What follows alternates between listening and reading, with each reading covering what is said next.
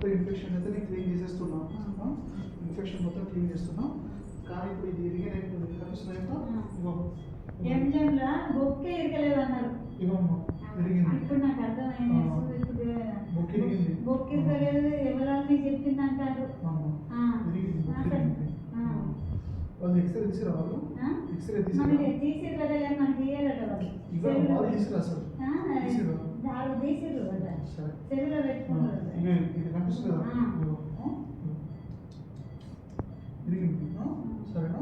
రెండు ముక్కలు ఇది, ఇదొక ముక్క ఇదొక ముక్క, రెండు ముక్కలు ఇది. ఇప్పుడు మనం చేసే ఆపరేషన్ ఓన్లీ ఇన్ఫెక్షన్ తొలగించడానికి. లోపల మొత్తం చీము వచ్చింది కదా, ఆ చీము మాత్రమే తీస్తున్నాను. ఇది చీము మొత్తం తగ్గిన తర్వాత ఈ బొక్కను మళ్ళీ అతికించవచ్చు. ఈ బొక్క అతికడానికి ఇప్పుడు తొందర ఏం లేదు. ఎముక అతికేయడానికి వారం 10 రోజుల టైం ఉంటుంది మనం. ఇంకొచ్చే 2 వారాలు కూడా ఆగచ్చు, ఇబ్బంది లేదు. సరేనా? ఆ తర్వాత దీన్ని మూలలు స్క్రూ పెట్టి టైట్ చేస్తుంది, దాన్ని ఫిక్స్ చేస్తారు. ఓకేనా అమ్మా? ఇది ఆగేటట్టు కనిపించట్లేదు, మొత్తం తీసేయాల్సి వస్తుంది. తప్పదమ్మా.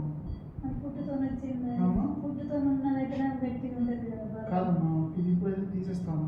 ఫస్ట్ 2వ ఆపరేషన్ చేసి వాళ్ళు ఇంకా ఏం చేస్తారో చూద్దాం.